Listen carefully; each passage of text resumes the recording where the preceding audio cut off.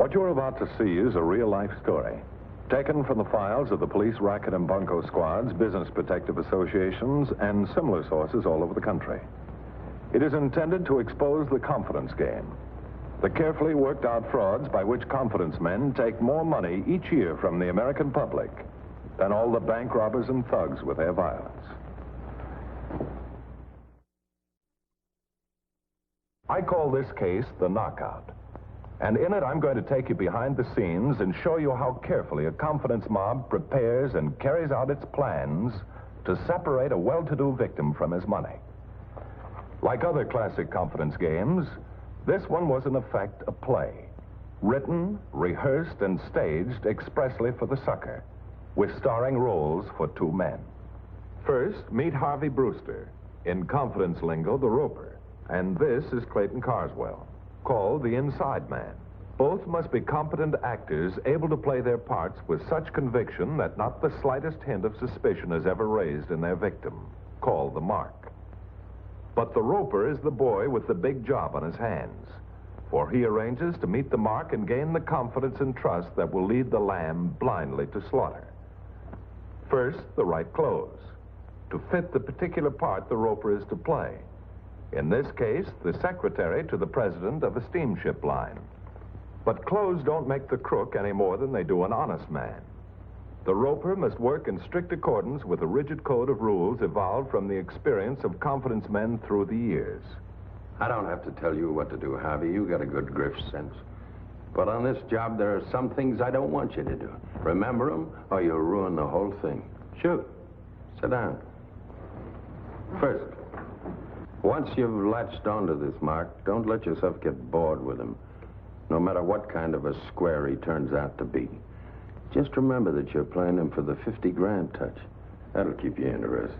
For 50 grand, I'd be bosom pal of King Tut's mummy. All right. Now be a good listener. Don't ever stop him when he's talking. Don't contradict him. If he lies and brags about himself, that's fine. He's warming up to you. You get it? Oh, I'm fascinated with everything he says. All right. And never talk politics. Nothing can break a beautiful friendship like talking politics. Switch him to women. Yeah, if you see he has an eye for him. And there's one thing more. Don't forget to stick with him. You let him out of your sight, you run the chance that he'll mention the proposition you're letting him in for to somebody who might queer the deal. Is that clear? Clear.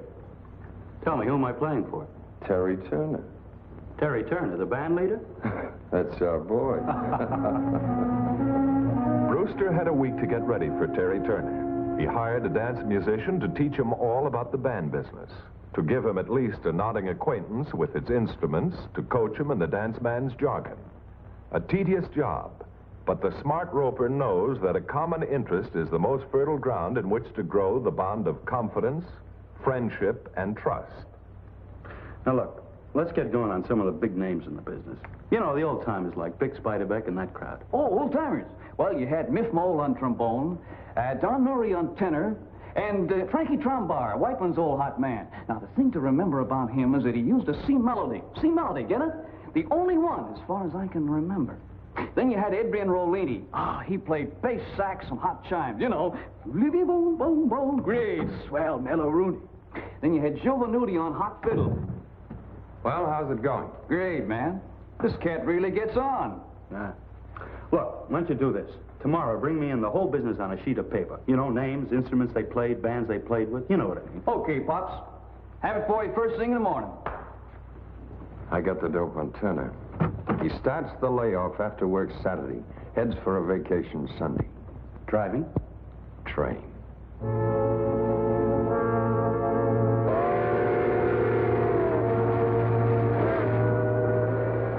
Yeah, I sure would like to have him in my outfit. Love the way he plays those chimes, huh? Oh, brother, he's smooth. Who are you with, Harvey? Oh, it's been about 10 years, I guess. I used to play a slip horn in a range for a little outfit out of Princeton. You know, proms, club dates, that kind of stuff. Sure wish I could have stayed with it. But my old man set me up with a big shot friend of his, president of a steamship line, Clayton Carswell. Well, I finally got to be Carswell's secretary. Not for long, though, not with that old... Yeah, I know what you mean. That's why I like fronting a band. No boss but Terry Turner. Oh, he's no slave driver. It's just that I found out the old goat's pulling something I just can't stomach. No, sir, I'm quitting next Tuesday night after the next fight. Tuesday night? You got him scheduled? No, no. No, this is boxing. Oh. President of a steamship line? Well, he fancies himself quite a sportsman. He should be through here any minute now. You know, he's got the private car right next door. Oh, well, tip me off.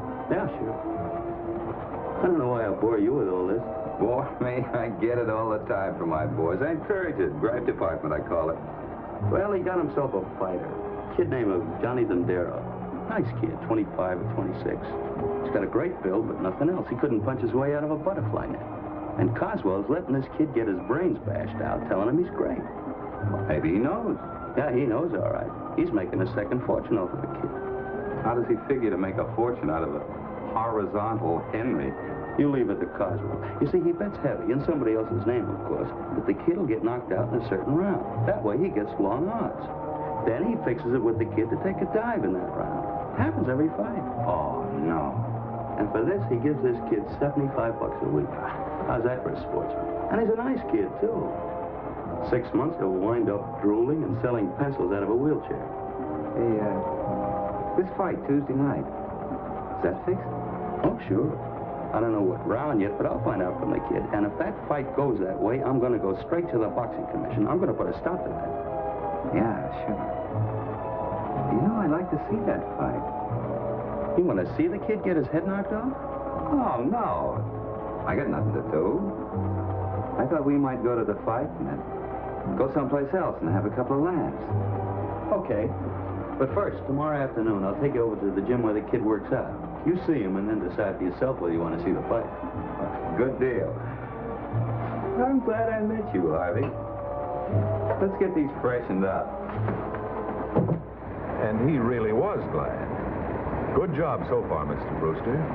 The seed of easy money through fixed fights dropped on fertile ground to be nurtured to full flower in the days to come. This looks like a gym.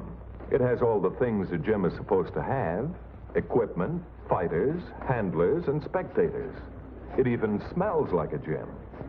And these men look like they're working out conscientiously in preparation for Johnny Dondero's next fight, with Johnny living up to Brewster's description of him. A kid Clayton Carswell was leading to punch-drunk oblivion for his own selfish, inhuman purposes. Yes, it looks like a gym, the training place for fighters, whether palooka or coming champ. But it's all as phony as a con man's word. A show put on strictly for the benefit of a coming chump. Hey, that's Coswell now. So that's him. Having the kid take a dive in the fifth, huh? Nice work, champ. Just keep that left up a little more. Sure thing, Mr. Coswell. Now go get yourself a shower. Right, see you later. Come on, I'll introduce you. Well, Mr. Carswell, I'd like you to meet a friend of mine, Terry Turner. You know, the orchestra leader. I'm afraid I don't. All the arrangements made for tomorrow night? Yes, sir. I'll take care of the weighing. You won't have to be there. Yes, sir. See what I mean? Real nice guy. Yeah, a real doll. Hey, Harvey, something's been bothering me. Yeah. Sure hope Coswell doesn't find out I'm onto his little gag. No, I mean, Coswell tells this kid that he's real champ material, and the kid believes it. Yet he loses every fight, the way you said. Well, is he slug nutty already? Why should the kid... Why should the kid? I'll tell you why. Because Coswell's got the Indian sign on the poo-poo. He keeps telling him that's the smart way to do it. Oh, no, that doesn't figure. Oh, it doesn't Harvey. figure, huh? Look, these fights, they're all practice fights, right? Yeah. And the kid's supposed to be real good, right? Yeah, that's right. Well, here's the pitch. Keep the kid's real power under wraps. You know, keep fighting him at smokers and keep it out of the papers. Then, one of these days, Coswell keeps telling him he's going to use his influence to get him a real fight. A big one with the challenger. This time, the kid really opens up. He wins by a knockout. Big splash in all the newspapers. New light heavyweight sensation. You see, the kid figures he's going to get $1 million worth of publicity and a quick shot at the champ. But the old boy never lets him near the challenger. Right. Now, you still want to see the fight? Yeah, sure. You know what? I'm going to get me a little bet down. Oh, now, don't give me the hearts and flowers, Harvey. This is money in the bank, pal. All right, tell me. How's it going to hurt that kid if I get a little bet down? Well, it can't hurt him, I guess. Ah, this is for laughs, kid. Hey, that reminds me. What's with the babe department? Now, that's all fixed up. A girl I met last time I was here, and she's bringing a friend. Yeah? Well, I hope that friend is no little E-flat dame. I like 'em tall, tender, and slender. How did I know that, Terry? You know, I must read your mind. Terry Turner's bet was down. Not with the local bookie, of course. He'd have told Turner there was no such fight. Harvey Brewster placed the bet for him with, someone who could be trusted to keep his mouth shut. Well, at least we could listen to it on the radio. Oh, this is a lot of nonsense, Harvey. Acting like the kid was your brother or something. A fight's a fight. All right, I'll go take a walk. You can listen to it. No, stick around. Well, what about the dames we were supposed to take? What'd you do about them? Oh, I told them to come up in about half an hour. Well, at least that's something to look forward to. I got a little bet down on the fight. It's on the air. I can't listen to it. Okay, if you feel that bad about it. There you are. Thanks, Harvey. It's only for 5 rounds. I hope. Well, here we go for round 2, fans. It's been a pretty even fight so far, this 10-round battle between Johnny Dondero and Dave Monahan.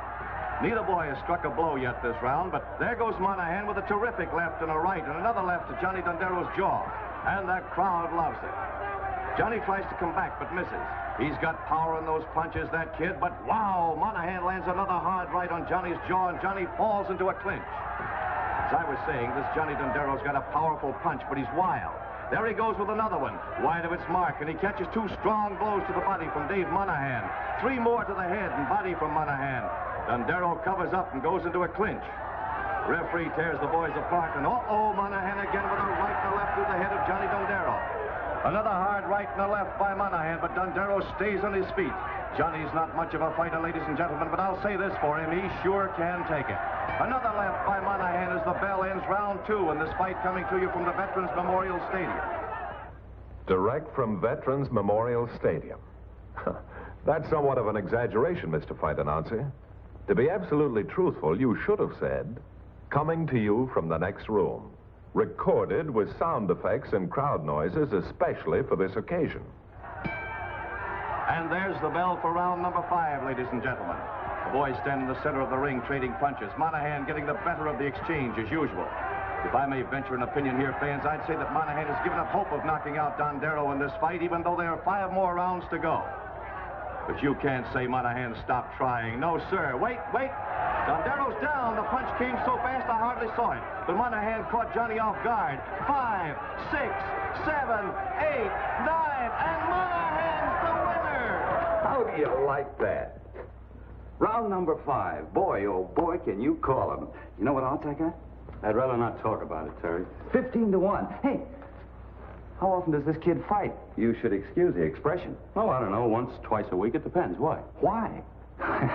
Maybe you're right. What's the difference? He could fight once a month and we'd still make a fortune. Now, all you have to do is to find out Terry. I told you before I was quitting Coswell after this fight, and I did it. I'm through with him. You quit? Are you crazy? I'd be crazy to stay with him. No, listen, Harvey. When you talked to Carswell, it wasn't final, was it? I mean, you can still go back to him. Terry, I said I'm through. Yeah, but what did Carswell say exactly? Well, he didn't know just why I was quitting, so he just said, if it's more money you want, come and see me tomorrow. Harvey, boy, we're back in business. Shake the hand that shook the hand. Hey, the girls? Now, look, no word about this while they're around. Who wants to talk about business? This is strictly for laughs, and they're all on me. Okay.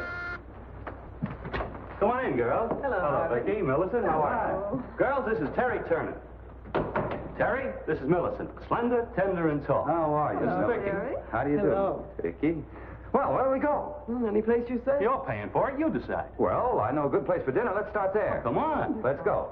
No E-flat dame for you, Mr. Turner. Slender, tender, and tall. It was a fine evening, bright and gay. Mr. Turner remembered not to talk business, but that's not exactly what did it. The girls knew all the time what was going on, and knowing they enjoyed themselves thoroughly watching the bells tinkle on Mr. Turner's fool's cap. And Mr. Turner, seeing the girls have a good time, enjoyed himself all the more. And Mr. Brewster was happy because Mr. Turner was happy. It all went round and round in a dizzy circle, much too brilliant for Mr. Turner to see anything in its real light. But at 4 in the morning, he couldn't sleep. Girls were girls, and fun was fun. But the rare chance to make a fortune fast and without blowing your brains out through a trumpet night after night, that was something different.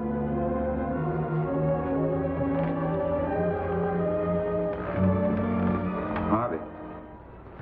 Hey, Harvey. You're going back with Carswell, aren't you? Oh, for crying out loud, Terry, it's 4 o'clock. Look, do we have to talk about it now? Come on, turn off the light, will you? Honest, Harvey, I don't see for the life of me how you can pass up a good thing like this. All right, so you shut your eyes a little to the ethics. Get with it, man. Look, Terry, I've got to get some sleep. I'll tell you what I'll do. I'll stay with them for one more fight, all right? Now can I go back to sleep? Okay. Now I'll get one big bet down. All the money I can raise. You think you can find me a taker? Well, I'd have to spread it around. How much? 50,000. Oh, no, Terry. I was going to build my folks a home for 50 grand. I'll get my hands on that dough. Brother, they'll have a home for 150 grand. I'll hop up to Chicago, get the money, and be back as soon as I can. Only we're not going to listen to this fight on the radio. This is one fight we're going to see.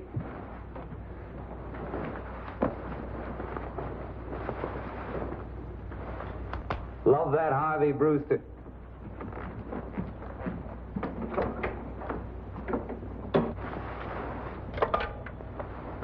$4.12, please.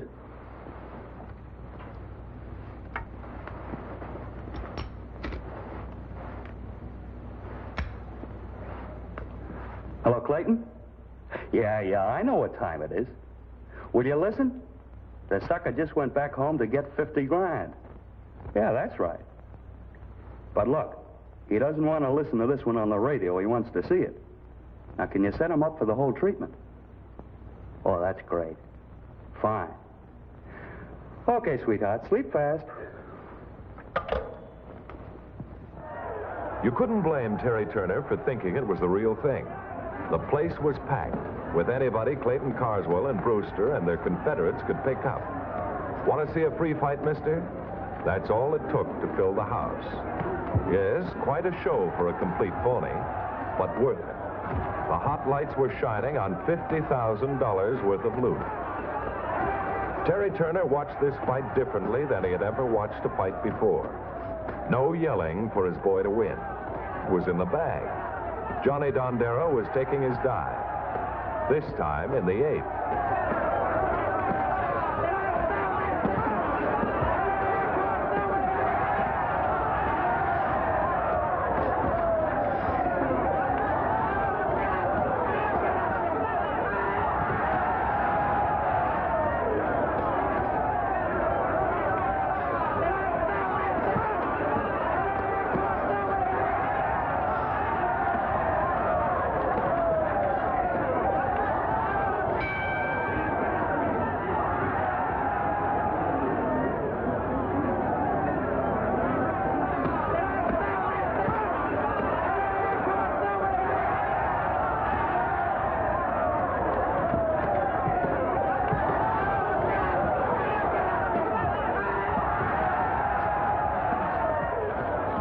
Dumb kid.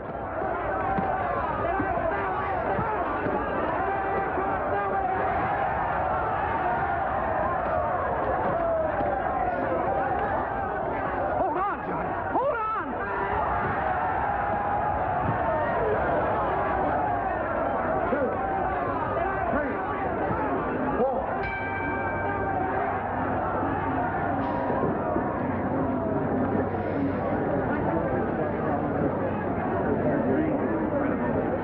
What's happening here, Harvey?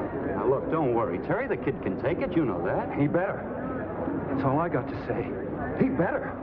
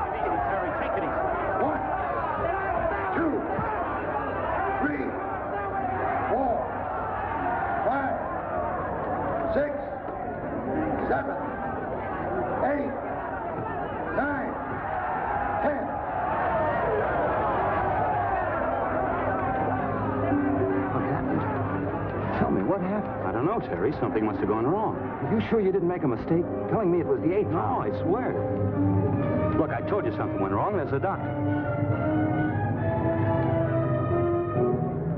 This man is in a very serious condition. Better send for an ambulance right away. Where's Carswell? I'll kill him. Now, wait a minute, Terry. It's not his fault. He lost money on the fight, too. Not what I lost. Every cent I'd saved, the house I was going to build. I know, Terry. It's tough.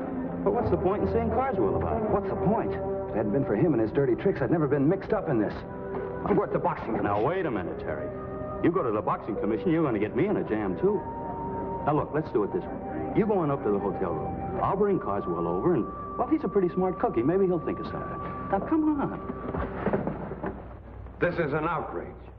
The idea of you telling me that I'd be mixed up in a crooked fight. A fine example of a sportsman I'd be doing a thing like that. And you, how could you think up such a lie? Telling this man a fantastic story that could only come from a sick mind. You're through, Brewster. And that won't be the end of it. Wait a minute, you. If you think I'm falling for a phony line like that, you're crazy. I'm going to the boxing commission the first thing in the morning.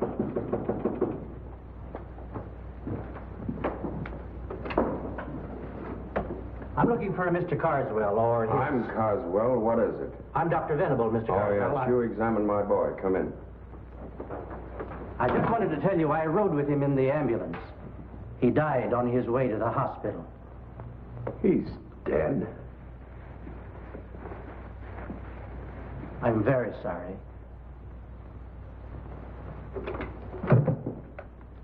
The boy's dead. Well, what'd you expect? If he'd lived, he'd have been a helpless cripple the way you've been handling him. I never realized it. I never realized it. Oh, I shouldn't have done it. It's a little late to think of that. Well, the boy's dead. You made a lot of money out of him. Go on out and spend it. Have yourself some fun. You're paying me back the money I lost. Every cent. You hear? All right, you'll get it. Come on, Terry. Let's go out and get some fresh air. I'll go to the boxing commission with you in the morning. Wait. I'll go to jail. We'll all go to jail. We've got to think. A man's been killed. Killed? That's right. That's manslaughter. Yeah, I'm getting out of here. You can do what you want. I had no part of this.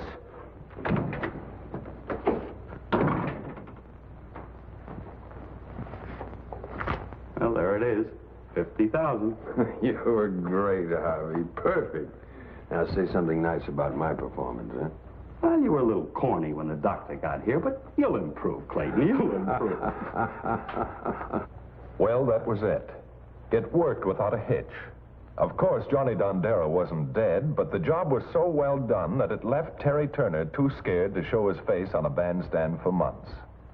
But he did finally go to the boxing commission to get it off his chest, and the commissioner phoned me. Turner swallowed his pride and gave us the evidence that we needed to send the whole mob to jail. As long as there are two people, confidence games will go on and on. Well, I hope I've been able to give you some idea of how the con man operates in actual cases. The fact is, you'll find con men almost any place. From the scrubbiest parts of town all the way up to the playgrounds of the social set. And in each case, they manage to fit right into the background they're working against. And when you tell a sucker that he's been swindled, most of the time he won't even believe it. But finally, when the truth does sink in, he says, "But how was I to know he didn't look like a con man?" Well, they never do. Or they wouldn't be in the business very long. Now, can you tell a con man when you see one? Is there any way? No, because he looks just like anybody else. The con man uses only what nature gave him. His brain, charm, an ingratiating manner, and an understanding of human nature that would do justice to a professor of psychology, believe me. Let's face the facts. No one's going to give you something for nothing. Investigate before you invest. Don't be a sucker for these criminals who are so confident they can fool anyone, even you. See Racket Squad next week, same time, same station.